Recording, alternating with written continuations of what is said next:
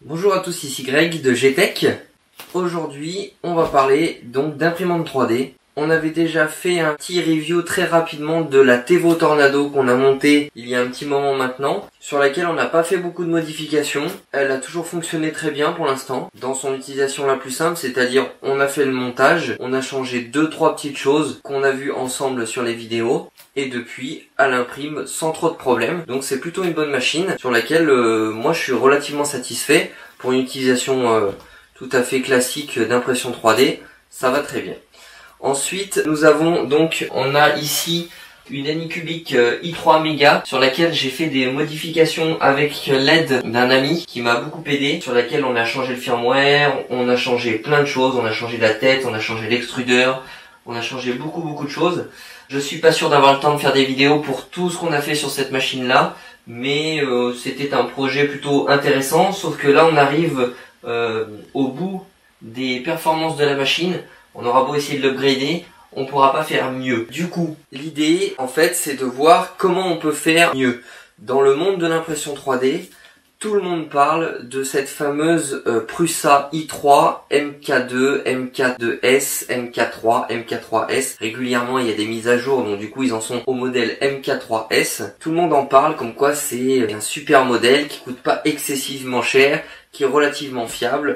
Voilà, donc du coup, cette imprimante-là, j'avais pas les moyens de la tester. Du coup, ce qu'on a fait, c'est que il existe des kits en Chine, ce qu'on appelle des kits clones, c'est-à-dire qu'ils refont exactement la même machine avec des produits chinois clonés, donc copiés, et du coup, c'est le même firmware que la machine originale. Le paquet qu'on reçoit, en fait, c'est simplement les pièces métal, toutes les pièces électroniques, la carte mère, tout ce qui est autre que l'armature qu'on peut imprimer soi-même en impression 3D. Donc l'idée, c'est de commander ce kit dans lequel il y a toutes les pièces, sauf les pièces 3D, qu'on imprimera avec d'autres imprimantes. Du coup, ce kit-là, l'imprimante originale coûte environ entre 700 et quelques euros et 900 et quelques euros. 700 et quelques euros, c'est si on la prend en version kit, et 900 et quelques euros, c'est si on la prend complètement montée. Du coup, comme j'avais pas les moyens de me lancer dans ce genre de projet, on s'est dit qu'on allait tester donc l'imprimante clone. J'ai un ami en parallèle qui lui a acheté l'imprimante originale en version kit, ce qui nous permettra de comparer les deux machines, qui d'après les testeurs actuels sont vraiment identiques une fois terminés. Nous avons donc commandé le kit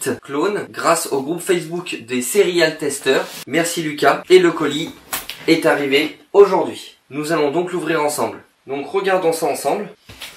Voici donc le carton. Nous allons peut-être voir avant tout d'abord sur le site internet où est-ce qu'on a commandé et les autres petites informations concernant ce kit. Voilà, on tape tout simplement AliExpress pour aller sur le site d'AliExpress, je pense que tout le monde connaît un petit peu. Ensuite dans la recherche on va taper Prusa MK3S. Ça nous emmène sur tout un choix et on choisit, là c'est une version FYSETC, c'est une marque qui fait des clones. Il y a deux marques qui font de très bons clones, c'est celle-ci et l'autre c'est Triangle Lab. Nous avons choisi ce modèle de kit qui est bien pour la MK3S. Donc c'est un clone complet avec donc les avantages de la MK3S, le nouveau sensor, un démontage plus facile et toutes les pièces. Attention, il n'y a pas les pièces d'impression 3D, il est bien spécifié dans la description. Alors qu'avec Triangle Lab, vous avez des pièces d'impression 3D, mais pas de carte mère. Donc sur ce kit, il faudra rajouter simplement à l'achat une carte mère. Il y a beaucoup de bons commentaires sur ce site. Maintenant, nous allons aller sur le site officiel Prusa, la marque originale. Quand on va sur le site en français, on s'aperçoit qu'il y a beaucoup de menus en moins. Donc je vous conseille pour le reste de rester sur le site classique. Dans l'onglet support, nous allons avoir plein de choses intéressantes, mais là avant tout nous allons voir les pièces 3D imprimables. Nous avons donc la possibilité de télécharger toutes les pièces STL, c'est-à-dire tous les fichiers 3D pour les imprimer. N'importe quelle pièce en plastique de cette imprimante est disponible sur le site original. Dans l'onglet support, nous avons aussi toutes les instructions pour assembler complètement l'imprimante. Vu que les pièces sont exactement les mêmes, on peut suivre à la lettre ce manuel qui existe également en français. Donc pour la dernière version MK3S, voilà, vous avez toutes les étapes les unes après les autres que vous pouvez suivre exactement à la ligne près. Tout est bien illustré, ce manuel est vraiment très bien fait. Maintenant, nous allons voir les pièces que nous avons téléchargées. J'ai téléchargé 2 dossiers, un pour la MK3S, un pour la MK3. Je vais vous expliquer pourquoi. Pour la MK3S, nous avons bien toutes les pièces qui concernent cette imprimante que nous avons commandée. Il n'y a pas de souci, à l'exception d'une seule pièce, qui est l'alimentation électrique. L'alimentation électrique livrée avec les clones est celle de l'ancienne version, c'est-à-dire celle de la MK3, et non pas celle qui est livrée actuellement avec les imprimantes MK3S. Donc le fichier qui est actuellement dans le dossier MK3S est fait pour cette nouvelle alimentation que nous n'allons pas recevoir. Donc nous, pour pouvoir monter notre alimentation, il va falloir simplement récupérer le fichier dans le dossier MK3. Ce fichier s'appelle PSU Cover MK3. Le voici. Il correspond à l'alimentation que nous allons recevoir. Maintenant qu'on a vu toutes les informations, nous allons voir le déballage du kit. Donc sur le côté, a priori, donc ça c'est les informations, j'imagine la facture. Donc ça vient bien de Chine, c'est à mon nom, tout va bien. Le carton a l'air à peu près correct pour avoir voyagé sur autant de kilomètres. Il est franchement pas trop en mauvais état. Le transport s'est passé avec DHL. Et voici comment ça se présente. Donc il y a pas mal de paquets de mousse. Et dedans on se retrouve avec plusieurs petits colis. Donc ici nous avons le plateau. Donc nous avons le fameux plateau PEI. Il me semble que ça s'appelait comme ça. C'est un plateau en métal qui est souple et qui va venir se fixer via un système d'aimant, paf, sur le plateau. Ce qui fait que quand on a terminé son impression, clac, on décolle la plaque, on tord la plaque pour décoller l'impression du plateau et on repart. Donc nous avons une plaque. Ensuite, j'imagine que là nous avons...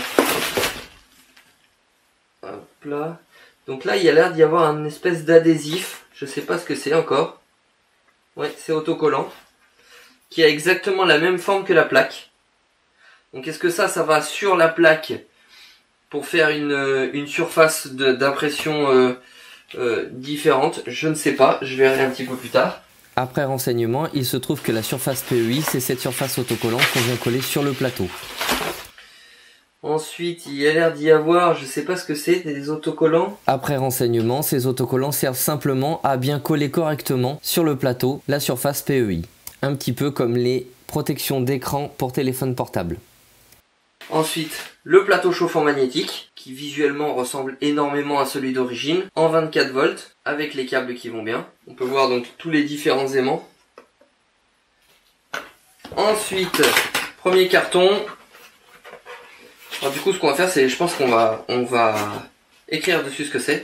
Donc à mon avis ça c'est l'alimentation. Donc en 110 volts ou 220 volts au choix, avec toutes les sorties ici pour alimenter les différents éléments, je suppose. Donc tout ça bien évidemment ça va être installé dans un boîtier en impression 3D. Toutes les pièces sont disponibles sur le site de Prusa directement, puisque en fait tout ça, c'est du clone exact, donc ça va être installé dans des impressions qui sont identiques à celles de Prusa, et donc les STL sont disponibles sur le site de Prusa. Donc, on prend ça, on va marquer Alim. Ensuite, il y en a un grand. 1, 2, 3, 4, 5 moteurs. Là, a priori, il y a des moteurs donc avec les axes verticaux qui sont déjà installés, avec tous les connecteurs, et nous avons des espèces de plaques, je pense que ça va servir au montage. Tac, est-ce qu'il y a une plaque en dessous? Non, il n'y a que ça dedans. Donc ça, c'est principalement les moteurs. Hop là. Ici, il y a l'air d'y avoir plein de pièces. Donc là, nous avons donc l'écran avec le lecteur de carte SD.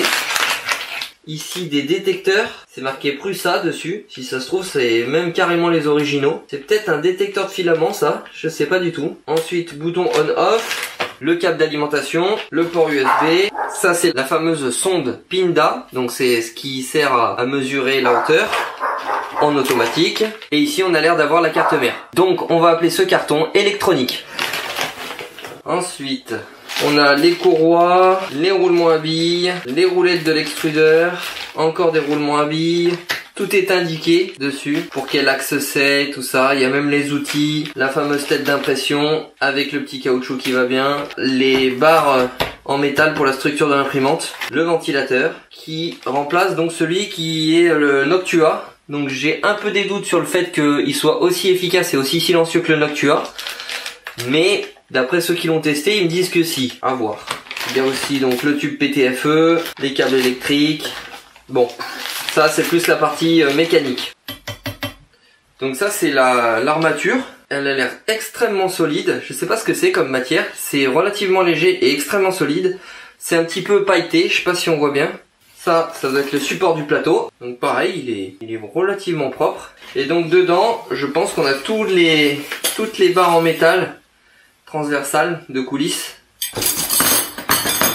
Et une gaine pour du câble. Donc c'est une gaine qui s'ouvre. Donc il n'y en a pas qu'une a priori. Il y en a plein de tailles différentes. Franchement, c'est pas mal. Qui fait un kit relativement complet. Et donc en théorie, il ne manque normalement que les impressions 3D. La petite plaque, la partie mécanique, la partie électronique, les moteurs et l'alimentation ainsi que les coulisses. Donc voilà, le déballage est terminé. A priori, il y aurait tous les éléments. On va quand même vérifier sur le site internet par rapport au listing du package que tout y est afin de ne rien oublier et être sûr que on aura tout ce qu'il nous faut pour le montage.